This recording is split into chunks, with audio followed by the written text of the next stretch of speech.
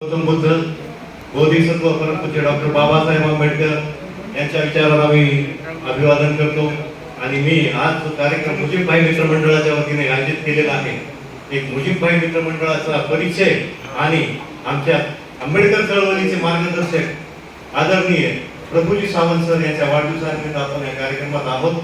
मला इथं बोलण्याची संधी दिली, शुभेच्छा देण्याची संधी दिली, त्याबद्दल मी पहिल्यांदाच आपल्या सर्वांचे आभार मानतो. आणि माझी एक छोटंसं आंदोलन मी आता नांदेडमधून चालवण्याचा प्रयत्न केलेला आहे, तो आपल्या समोर पुनश्च एकदा मांडण्याचा प्रयत्न आहे की डॉक्टर बाबासाहेब आंबेडकरांनी जो महास्वतंत्राचा सत्याग्रह केला, तो सत्याग्रह हा राष्ट्रीयकरण झालं पाहिजे त्या सत्याग्रहाचं, म्हणून मी हे चळवळ चालू केलेली आहे, केलेलं आहे. या आंदोलनाचा उद्देश असा आहे की हा सत्याग्रह 20 मार्च 1927 ला झाला, त्या दिवसाला आता 100 वर्ष पूर्ण होत आले आहेत. त्याचमुळे हा दिवस राष्ट्रीय जलदिन म्हणून घोषित करावा महाराष्ट्र शासनाने, भारत सरकारने, म्हणून ही माझी भूमिका ठाम आहे.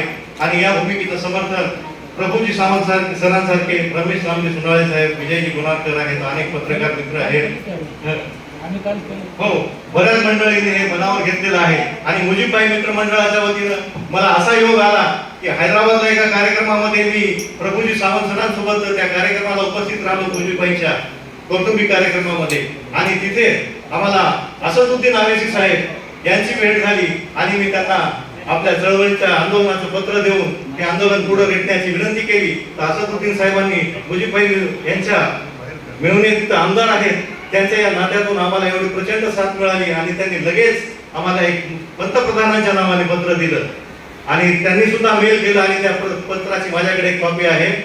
आणि त्यांना एवढा मोठा आम्हाला योग मिळाला आहे मुजीबभाई मित्रमंडळामुळे. आणि मुजीबभाई